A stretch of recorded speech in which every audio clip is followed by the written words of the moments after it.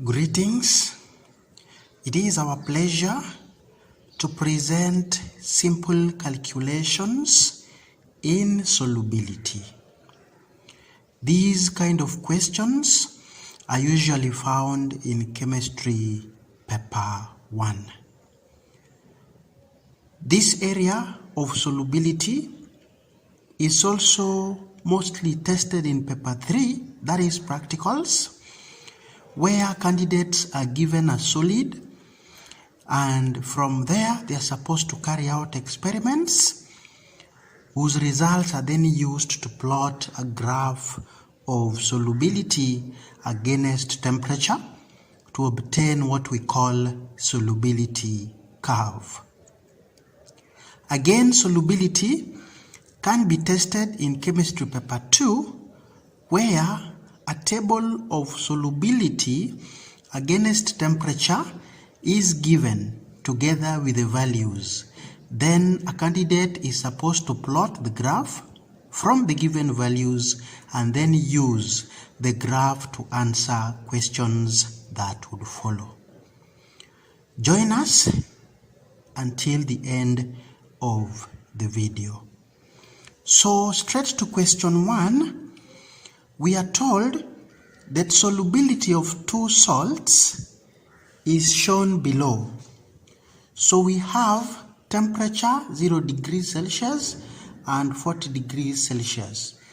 For salt X, at 0, solubility is 8 grams per 100 grams of water. At 40, solubility is 61 grams of X per 100 grams of water. Then we have our salt Y. At 0 degrees Celsius, solubility is 28 grams per 100 grams of water, and at 40 degrees Celsius, the solubility becomes 42 grams per 100 grams of water. So we are then told a solution containing 25 grams of Y. So here we have 25 grams of Y and then 35 grams of X. So we are told that this solution is cooled from 40 to 0. And then the first question is asking us to state which salt will crystallize. So candidates, this is very easy to do. We only check the values here, and these represent the mass of each salt that is able to remain in solution at the given temperatures here. So at 0, only 8 grams of X will dissolve. So we have been given 35 grams, so obviously the difference between the two would come out in form of crystals.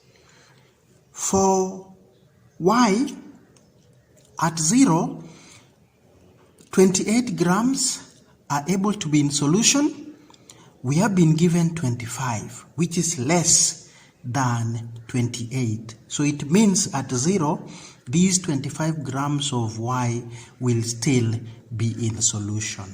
So obviously our salt that will crystallize out is salt X.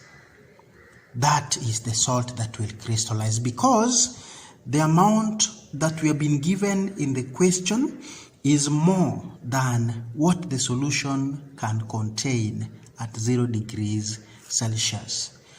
Question B, we have now been told to determine the mass of crystals formed.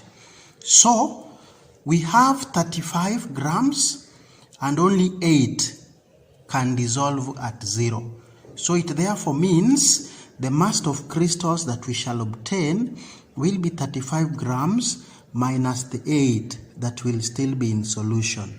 And this gives us 27 grams as the mass of crystals that will be formed. Question 1C is telling us to explain the nature of the contents at 40 degrees Celsius. So going back to our table, at 40 degrees, Solubility of X is 61 and we have 35. It means all these 35 will be in solution. For Y, we have 42 grams per 100 grams of water as solubility, which means 42 grams can be accommodated at 40, but we have been given 25. Again, for this case, the whole of these 25 will still be in solution. For that matter, the nature of contents of our salts will be that there will be no crystals. We shall not form any crystals at 40 degrees Celsius. Why?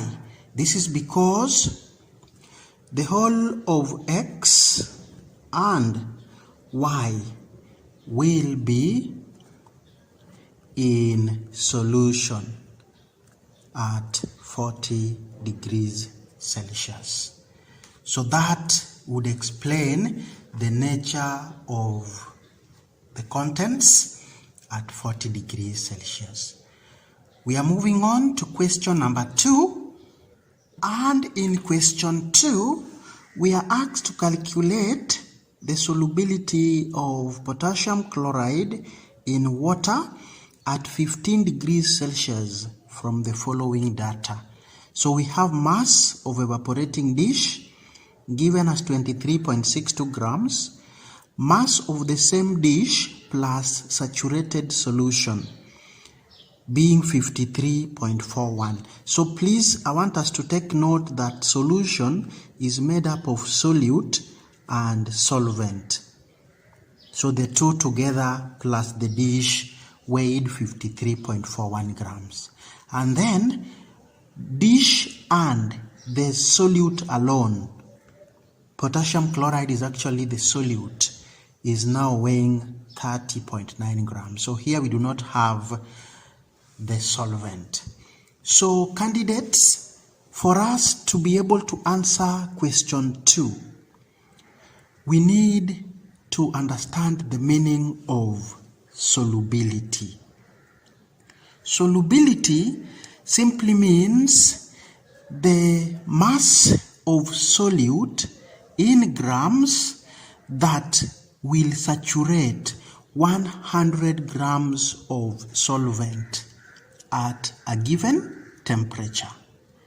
So, if you have such data given to you, what we need to look for is mass of solute. Am I able to get mass of solute from the given data? Of course, yes. From there, we are going to ask ourselves whether we are also able to get mass of solvent. And again, from this data, it is possible. Once we have gotten mass of solute and mass of solvent, then we shall relate these masses to the meaning of solubility, which means the mass of solvent must be 100 grams. When we do that, we shall have gotten our answer quite easily. So from this given data, I want us to get mass of saturated solution. And don't forget, this solution contains both solute and solvent. So here we shall subtract 23.62 from 53.41. This gives us the mass of saturated solution only. And with my calculator, I'm able to get this as 29.79 grams. From here, I want to get now mass of solute. And from the data given, mass of solute alone will be given by 30.9 grams minus 23.62 grams. And this gives me 7.28 grams. I want us to underline this mass because we shall be using it in calculating solubility. Remember, to find solubility, you need mass of solute and mass of solvent. So moving on, let's now get mass of solvent. So from the data given, our mass of solvent will be mass of saturated solution minus mass of solute. So this would be 29.79, that was the mass of our saturated solution, minus 7.28, which was mass of our solute. And this gives us 22.51 grams. So up to that point, we have gotten mass of solute and we have also gotten mass of solvent. So finally, we shall relate these two masses to 100 grams of solvent. Now, we will do those so by arguing out this way, that if 22.51 grams of solvent is able to be saturated by 7.28 grams of solute, how much solute shall saturate 100 grams of solvent, so that we get solubility as per definition. So when you do cross multiplication, I get 100 by 7.28, then I divide by 22.51, and I get an answer of 32.34 grams of solute per 100 grams of solvent. So this now becomes my solubility. We are able to get this from the understanding of the meaning of solubility, and we want to repeat that solubility simply means mass of solute in grams that saturates 100 grams of solvent at a given temperature. To question number 3 now. Number 3 is quite short. We are told solubility of potassium chlorate is 40 grams per 100 grams of water. This time around we are being asked what mass of potassium chlorate will saturate not 100 grams of water, but this time 65 grams of water at 80 degrees Celsius. This is quite easy. So 100 grams of water have been saturated by 40 grams of our salt. What if we used 65 grams of water? How much solute shall we have? So doing cross multiplication, this is 65 times 40 divided by 100, and I get a figure of 26 grams of potassium chlorate will now saturate 65 grams of water. It's as easy as that. Obviously, this temperature applies to the solubility in the first part of the question, so you kind of don't apply it in your calculation. With that, we move on to number 4. Solubility of sodium chloride at 20 degrees Celsius is 36 grams per 100 grams of water, and at 100 degrees Celsius the solubility now increases to 39.8 grams per 100 grams of water. To the first part of the question, we are asked to calculate the mass of sodium chloride that will saturate 80 grams of water at 20 degrees Celsius. So up here, we are told at 20 degrees Celsius, 36 grams will saturate 100 grams of water. What has changed is only the mass of solvent from 100 to 80. So then how do we answer this question? Quite easy. We argue out that if 100 grams of water is able to be saturated with 36 grams of our sodium chloride, what then happens if I reduce the mass of water to 80? How much of sodium chloride will saturate that amount of solvent? This answer you get through cross multiplication. 80 multiplied by 36, divide by 100, and we get 28.8 grams as our answer. Now, to part B, we are being told if the solution above, the one that has 80 grams of water at 20 degrees Celsius, suppose we heat it now to 100, how much more sodium chloride will it be able to dissolve? So here we need to also calculate the amount of sodium chloride that will saturate not 100 grams of water but 80 grams of water at the new temperature of 100 degrees Celsius. So if I have 100 grams of water, 39.8 grams of sodium chloride will saturate it at 100. Suppose I change this to 80. How many grams of sodium chloride will saturate 80 grams of water? So that is the first thing that we have to find out. So 100 grams of water at 100 degrees Celsius is saturated by 39.8 grams of sodium chloride. Suppose now I have 80 grams of water. How much sodium chloride will I use to saturate it? Doing cross multiplication, I have 80 by 39.8 divided by 100, and that gives me 31.84 grams.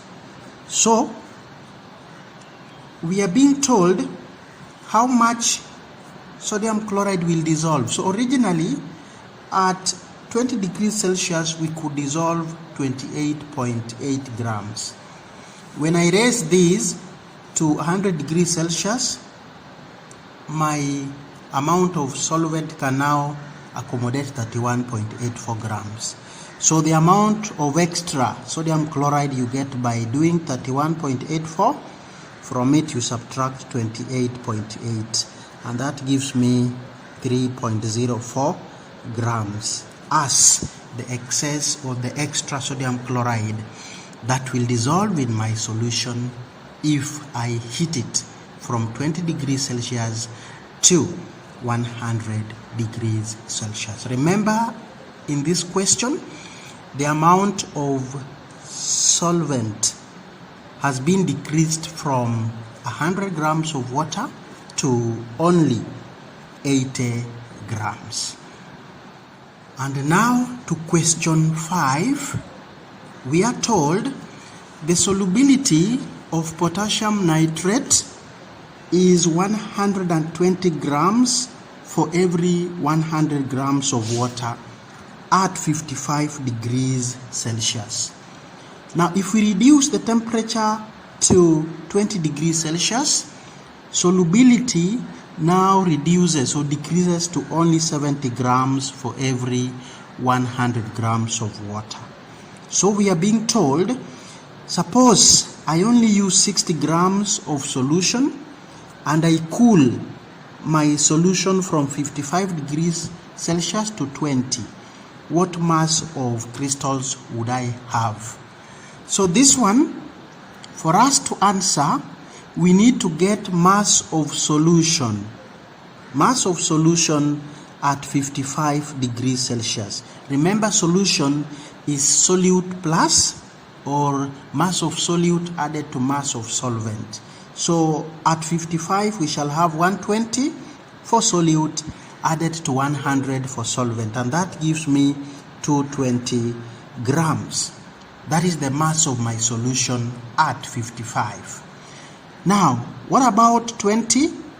So mass of solution at 20 degrees Celsius, I will have 70 for solute added to 100 for solvent, and that gives me 170 grams.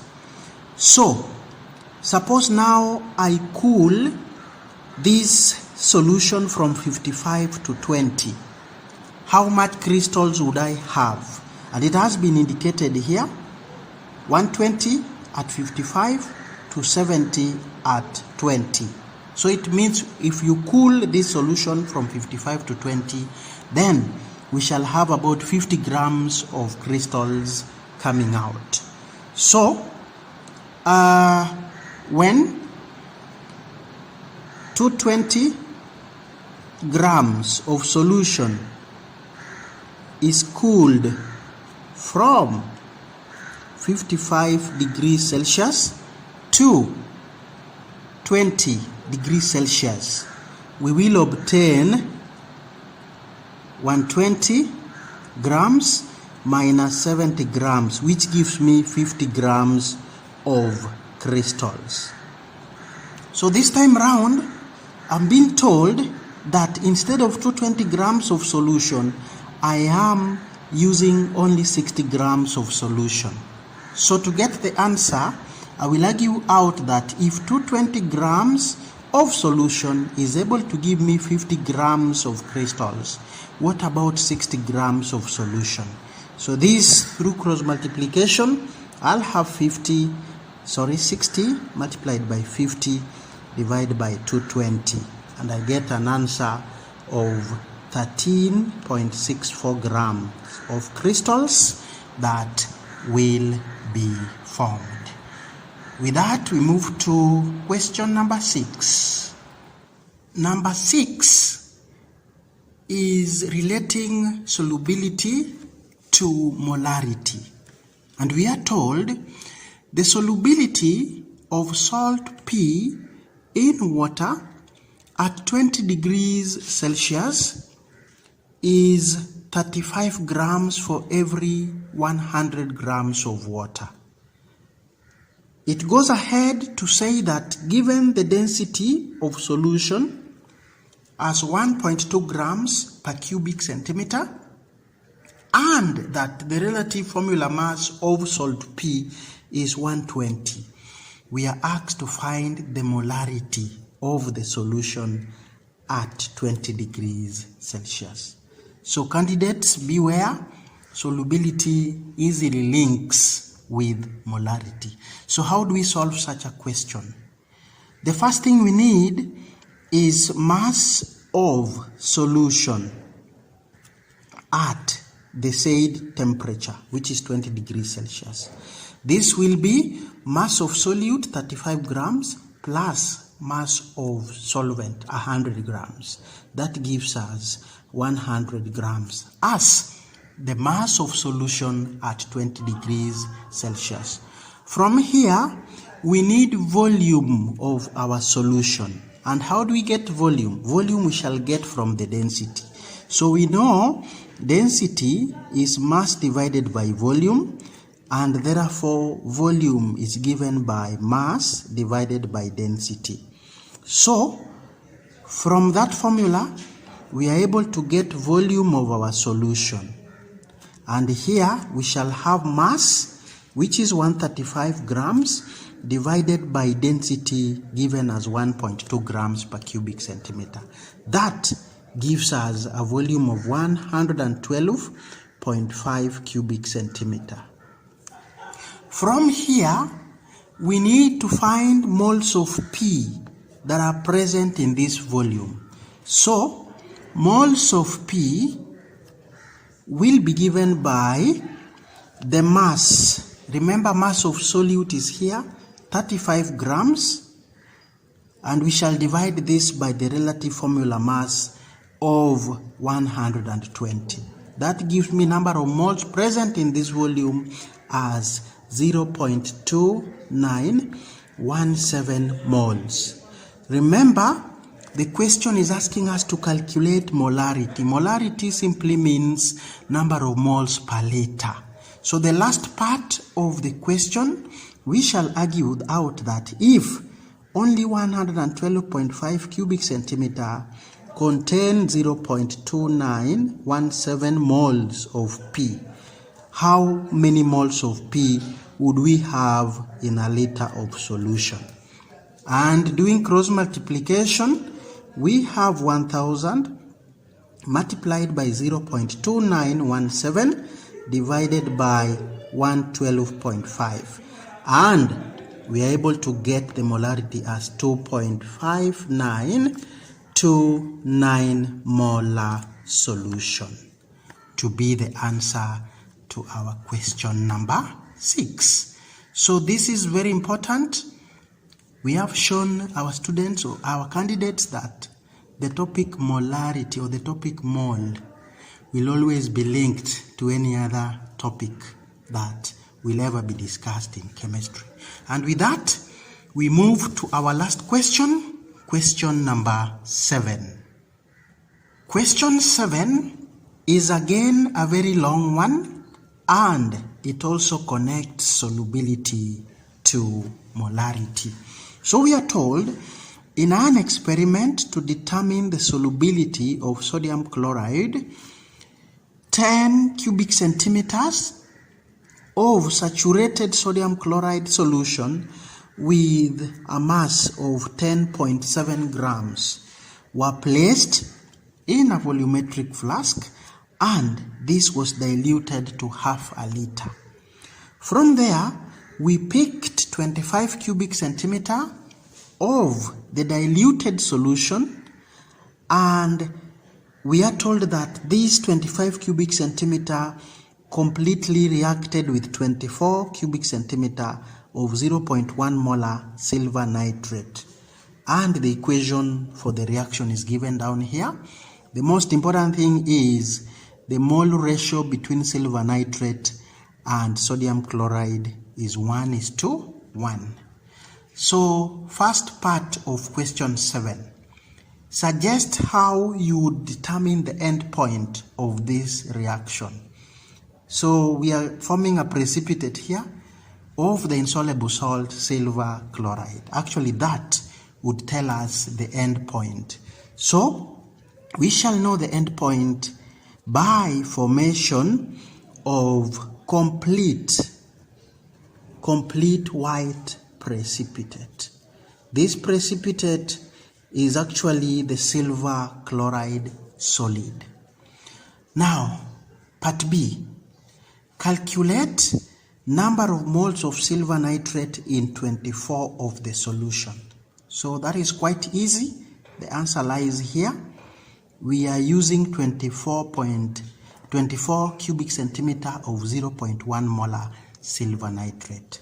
So we argue out that if 1 liter contains 0.1 moles of silver nitrate, that's the meaning of 0.1 molar as discussed in the topic moles. But out of that liter, we only use 24 cubic centimeter. So how many moles are we going to have? Cross multiplication gives us 24 by 0.1 divided by 1000. And we get an answer of 0.0024 moles of silver nitrate being present in 24 cubic centimeter of the solution. So we move on to the next question, and the next question we are rewriting our equation because it will be useful. We are told to determine or calculate number of moles of sodium chloride in 25. This is actually the volume that reacted with our silver nitrate. So armed with this equation, where we can clearly see mole ratio being 1:1, it means that moles of sodium chloride that reacted are also the same as those of silver nitrate. And therefore the answer here remains 0.0024. And why are we saying this? We can clearly see mole ratio being 1:1. Good. Part D, moles of sodium chloride in 500. So up here, we are using 25, and these are the moles that are present. So we can relate this to our new volume to be able to get now the answer to our part D.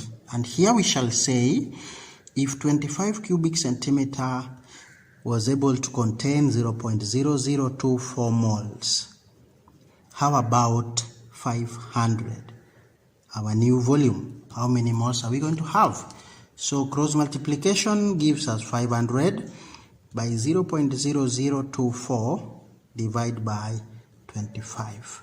And we are able to get 0.048 moles. Part E. Mass of sodium chloride in 10. So here we've got a number of moles of sodium chloride in our diluted solution of 500 cubic centimeter. I want to say here that this number of moles of sodium chloride in 500 cubic centimeter are the same as number of moles of sodium chloride in 10 cubic centimeter.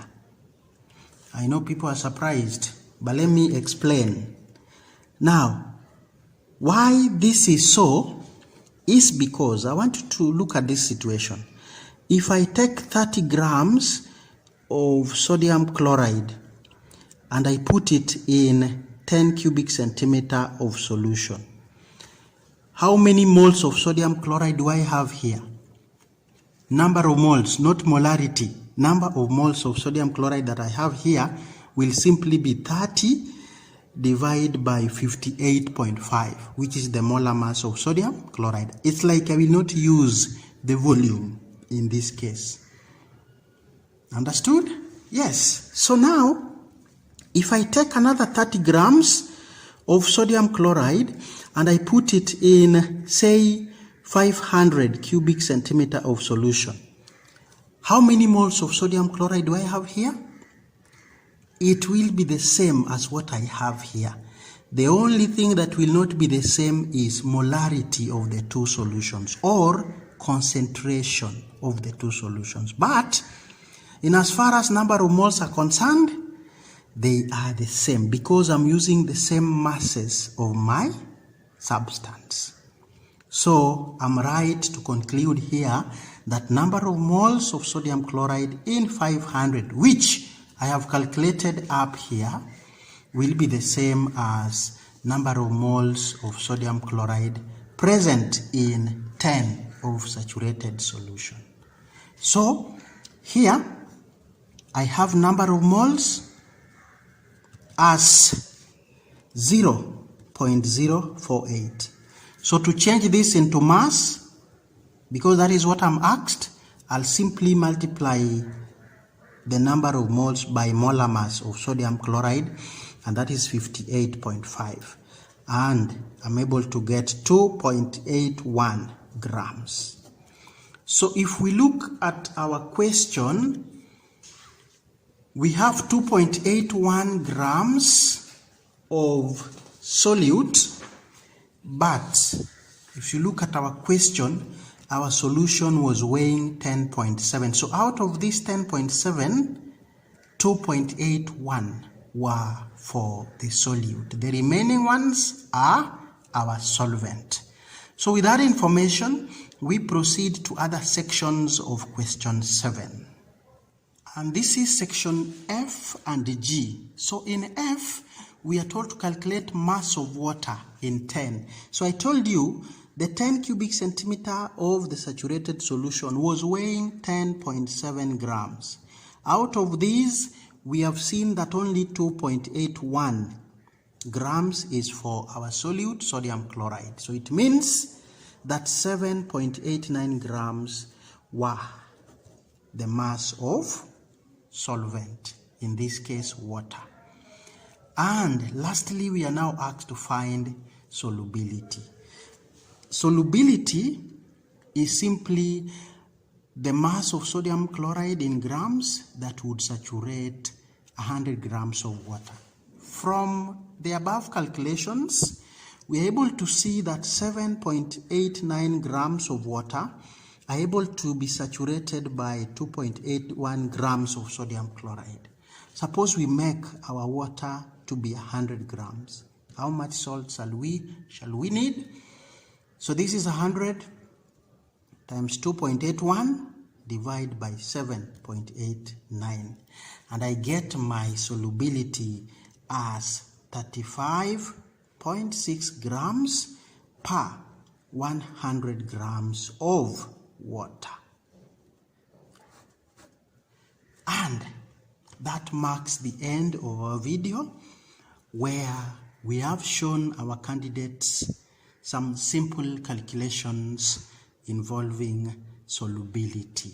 We have also proven to them that solubility can easily link to the mole. We wish you all the best in your revision. Don't forget to subscribe to our channel, and don't forget to spread the good news about the Kenyan teacher to your colleagues who are also preparing for their exams. Thank you so much for being with us, and God bless you.